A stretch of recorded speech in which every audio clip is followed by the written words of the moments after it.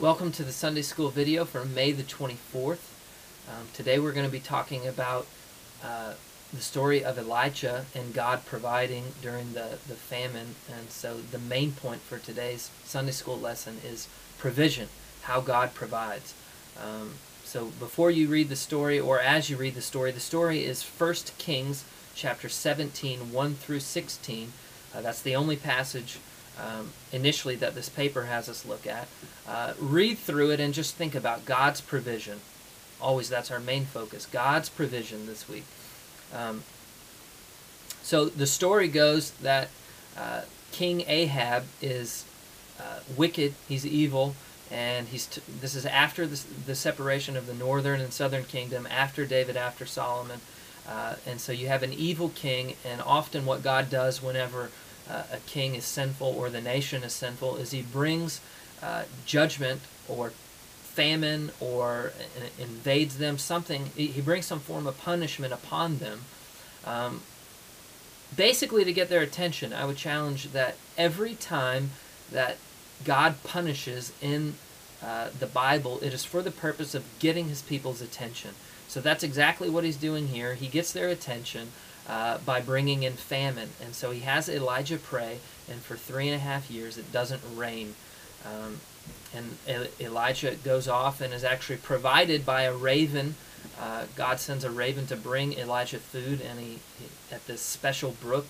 And then as soon as that dries up, God has Elijah go outside of Jerusalem to a widow and a son.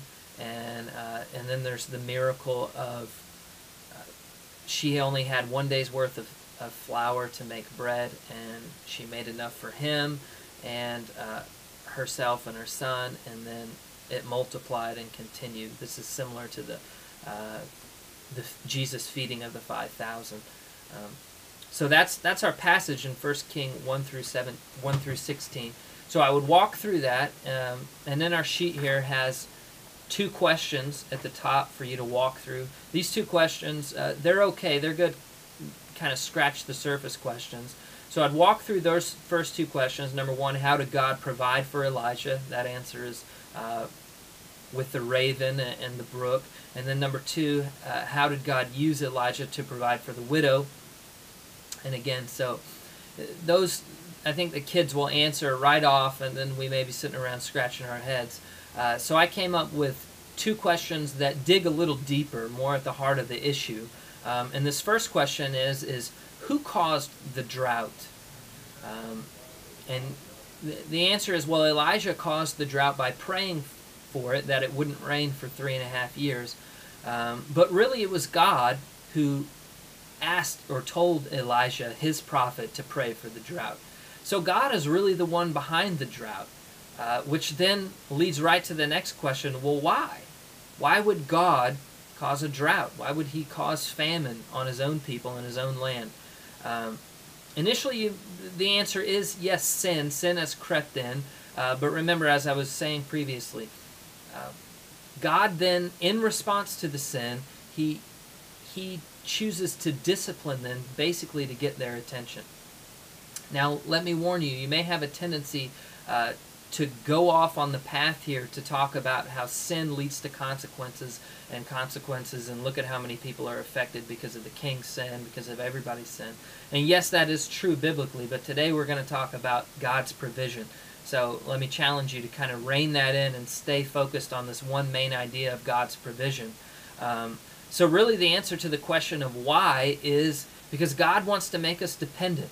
Why did God allow the drought? So that the people would turn to him and realize their need. And this is exactly what he does. I would also, so after you've talked through that, kind of gone through that a little bit, I would flip forward to Matthew chapter 7, verses 25 through 33. And this is Jesus' teaching where he talks about not worrying for today, the needs you have for today. Look at the flowers, look at the lily of the valley. They're clothed in splendor, and yet they die tomorrow. Surely God knows of the needs that you have, and God wants to be there to provide for you. So I would walk through that passage, which ends in verse 33, that says, "But seek first his kingdom and his righteousness, and all these things will be added unto you." So that kind of hits on our main point today, that God uses these outside circumstances to bring you to him so that God can be the one that provides. So seek first him, and then God will provide.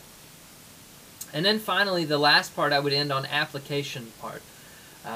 Hopefully you as the teacher have some good personal story of how God has provided for you in the past.